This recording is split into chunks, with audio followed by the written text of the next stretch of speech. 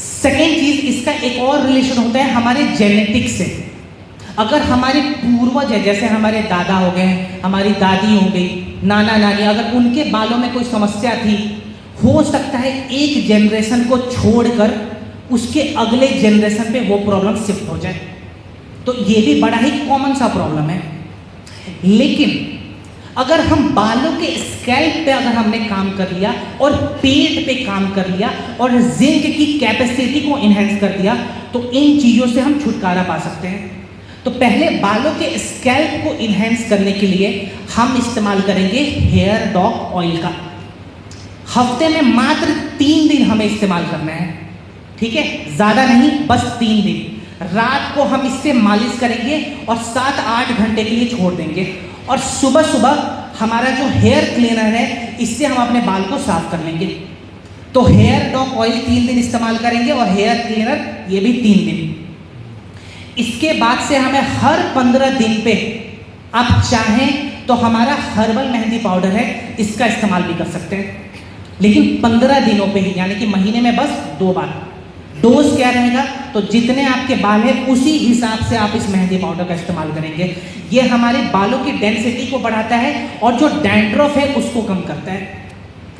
इसके बाद पेट पे काम करना बहुत इंपॉर्टेंट है बालों के लिए भी। तो पहले तो जिंक कैप्सूल ऐड करेंगे खाने में, इसके बाद त्रिफला ऐड करेंगे। जिंक कैप्सूल आप चाहें तो दिन में 1 से 2 टैबलेट ले सकते हैं, और त्रिफला हमें खाली रात के रात लेना है। क्लियर? चलिए नेक्स्ट। ओके, ये भी हमारे होम केयर के कुछ प्रोडक्ट है, इस पर हम ज़्यादा बात नहीं करते हैं। यहाँ पे कुछ हमारे पर्सनल केयर के प्रोडक्ट हैं, जहाँ पे फिलहाल जो मेरा फेवरेट है मैं उसके बारे में बता दूँ। यहाँ पे है हमारा गोट मिल्क बार। मैं आप सभी को सजेस्ट करता हूँ, अगर आपके स्किन में रूखापन बहुत ज़्यादा है और आपके पूरे स्किन में बहुत ज़्यादा ड्राइनेस आ रही है, खुजली वगैरह की समस्या हो रही है, और आपके स्किन का जो ग्लो है वो कम हो गया है, तो आप इस गोट मिल्क बार का उपयोग करें।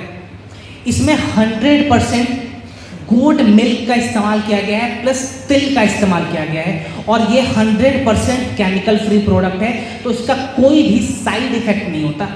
क्लियर? बाकी ये हमारे होम केयर के प्रोडक्ट है और इसके बारे में ज़्यादा हम डिस्कस नहीं करेंगे। खाली ये बता दूँ, इससे अगर आप सपोज कीजिए, मैं एग्जांपल लेता हूँ, हमारा जो लाइम फ्रेश साबुन है, बर्तन धोने का साबुन है, ये बर्तन धोने के साबुन में कभी कभी पैराबेंस का इस्तेमाल किया जाता है। पैराबेंस से बेसिकली हमारे हाथों में रूखापन आ जाता है, इसमें पैराबेंस नहीं है। यानी कि अगर आप इस साबुन से बर्तन को धोते हैं, वो बर्तन साफ भी होगा लेकिन हमारे हाथों में रूखापन नहीं आएगा। और ये भी जितने भी प्रोडक्ट्स हैं, इसका कोई भी साइड इफेक्ट नहीं है। खाली एक चीज़ बता दूँ, इसको पीना नहीं है। साइड इफेक्ट का मतलब ये नहीं होता है पीने के बाद साइड इफेक्ट आएगा।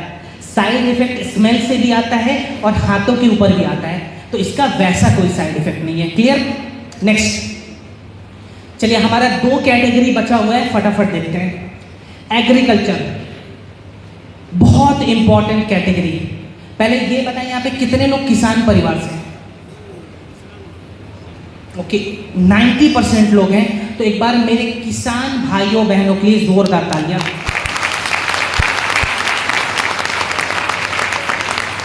ओके, अब ये बताएं, जब एक इंसान बीमार पड़ता है तो सबसे पहले हम क्या सोचते हैं कि मेरे अंदर बीमारी कौन सी है, इसके लिए मैं चेकअप करा लेता हूँ, यही सोचते हैं ना, और होनी भी चाहिए।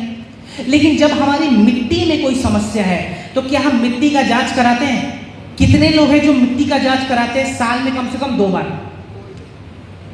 1, 2, साल में 2 बार है तो 2 लोग दिख गए मुझे। 6 महीना पे इन्होंने करा लिया, 6 महीने पे इन्होंने करा लिया, है ना। लेकिन यहाँ पे किसान परिवार से 80% लोग हैं।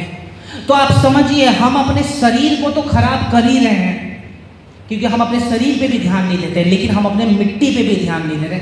और अगर हमारी मिट्टी एक बार खराब हो गई, उससे निकलने वाले फल और सब्जी हमारे शरीर को नहीं बचा पाएगी। तो हमें अगर शरीर को बचाना है तो इस मिट्टी को भी बचाना पड़ेगा। तो सबसे पहले हम अपने मिट्टी का जांच कराएंगे। सेकंड पॉइंट, अगर हम जब भी मिट्टी का जांच कराते हैं हमें खाली एक चीज़ पे ध्यान देना है कि हमारे मिट्टी की पीएच वैल्यू कितनी है। अगर हमारे मिट्टी का पीएच वैल्यू 8 से ज़्यादा है तो हमारी मिट्टी बिल्कुल हेल्दी है, एल्कलाइन है। लेकिन अगर इसका पीएच 7 और 8 से नीचे चला गया, 6 चला गया, 5 चला गया, फिर उसके अंदर एसिड की मात्रा मिलती है और उस वक्त वो मिट्टी हेल्दी नहीं रहती, उसमें आप कितनी भी खेती कर ले काम नहीं आएगा। तो यहाँ पे हमारे पास 4 प्रोडक्ट हैं जो अपने आप में एक कॉम्बिनेशन के जैसे हम इस्तेमाल करते हैं। सबसे पहला प्रोडक्ट हमारे एग्रीकल्चर का है भूविटा। भूविटा बेसिकली इसको हम एज अ सॉइल कंडीशनर इस्तेमाल करते हैं। मिट्टी में नमी को ये बरकरार लाता है, ठीक है। मिट्टी में अगर रूखापन आ गया उस रूखेपन को हटाता है और मिट्टी में मॉइस्चर को वापस से जनरेट करता है। तो भूविटा का इस्तेमाल हम कितना करेंगे, इसका जो डोज रहेगा वो रहेगा 4 किलो प्रति एकड़ के हिसाब से, 4 kg पर एकड़ इसका हम इस्तेमाल करते हैं। और इसको चाहें तो आप अपने खाद वगैरह में मिला के भी कर सकते हैं। इससे हमारी मिट्टी की नमी जो है वो बरकरार रहती है। मीन्स हम जब मिट्टी में पानी को डालते हैं वो पानी वहाँ पे होल्ड हो जाती है, रुक जाती है, पानी बाहर नहीं निकलती। अब हमने मिट्टी को वापस से मॉइस्चर कर दिया। सेकेंड पॉइंट आता है जब हम उस मिट्टी में बीज को डालते हैं, उस बीज के जड़ों को मजबूत रखने के लिए और मिट्टी से बांधने के लिए, ताकि वो जो जड़ है पानी को ऊपर लेके चला जाए, उसके लिए हम इस्तेमाल करते हैं इको हरियाली का। इको हरियाली हमारे जड़ों में मजबूती लाती है और मिट्टी से बाइंड करने का काम करती है। इसका डोज क्या रहेगा, इसका डोज रहेगा आधा किलो प्रति एकड़ के हिसाब से, आधा किलो पर एकड़ यानी कि 500 ग्राम। इसके बाद से हमारा थर्ड प्रोडक्ट आता है PGPR, plant growth promoter R for rhizosphere. Rhizosphere एक प्रकार से हेल्दी बैक्टीरिया माना जाता है। जैसे हमारे शरीर के लिए प्रोबायोटिक बहुत इंपॉर्टेंट है, वैसे ही हमारे मिट्टी के लिए, हमारे पौधों के लिए बहुत इंपॉर्टेंट रोल प्ले करता है राइजोस्फीयर। और ये हमारे मिट्टी में और हमारे फलों में एसिड की मात्रा को कम करता है और उसके डेंसिटी को बढ़ाता है, मीन्स घना करता है उस चीज़ को। इसका डोज क्या रहेगा, 250 ml 200 लीटर पानी में मिला के प्रति एकड़ के हिसाब से हम छिड़काव करते हैं। 250 ml 200 लीटर पानी में मिला के। क्लियर। लास्ट यहाँ पे आता है हमारा एग्रो 90, जिसको हम एज अ सिलिकॉन स्प्रेडर के रूप में भी देखते हैं। यानी कि ये हमारे फलों में, हमारे पौधों में, हमारे अनाज में सिलिकॉन की मात्रा को बढ़ाता है, उसको सड़ने से बचाता है और उसको लचीला बनाता है। सपोज कीजिए यहाँ पे अगर हमने गन्ने की खेती कर दी और वो हमारा गन्ना है जिसमें सिलिकॉन नहीं है, बिल्कुल टाइट और स्टिफ है, और जोर से अगर आंधी आती है वो गन्ना सीधा उखड़ जाएगा, ऐसा पॉसिबल है। लेकिन अगर उस गन्ने में सिलिकॉन की मात्रा है और वो लचीला है बिल्कुल, तो आंधी आने के बाद क्या हम उस गन्ने को बचा सकते हैं? इसीलिए हम सिलिकॉन की मात्रा को भी अपने फलों में, अपने अनाज में डालते हैं। अब इसका एक और बहुत बड़ा बेनिफिट है कि ये जो हमारा एग्रो 90 है पीएच लेवल को भी बैलेंस करता है।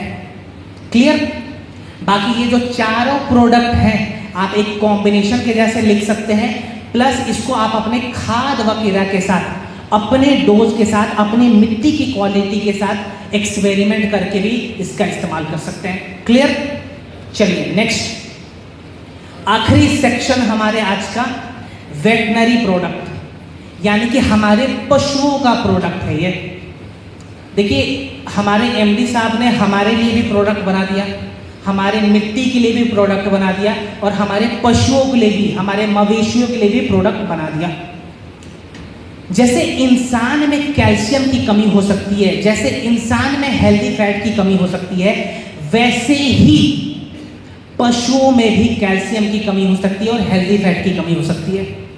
अगर पशुओं में कैल्शियम की कमी हो गई तो सबसे बड़ी समस्या ये आएगी कि उनकी जो एज है वो धीरे धीरे कम होनी शुरू हो जाएगी। मीन्स वो लंबे समय तक जीवित नहीं रह पाएंगे।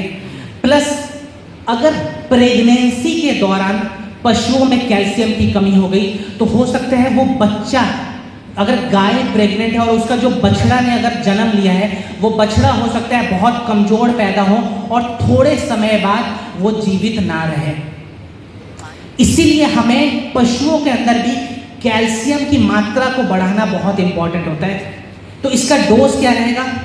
हमारा जो प्रोडक्ट है कैल्शियम सस्पेंशन, इसका डोज रहेगा 100 ml। कैसे देना है? तो जो हमारे गाय का खाना होता है उस पूरे खाने के अंदर 100 ml मिलाएंगे।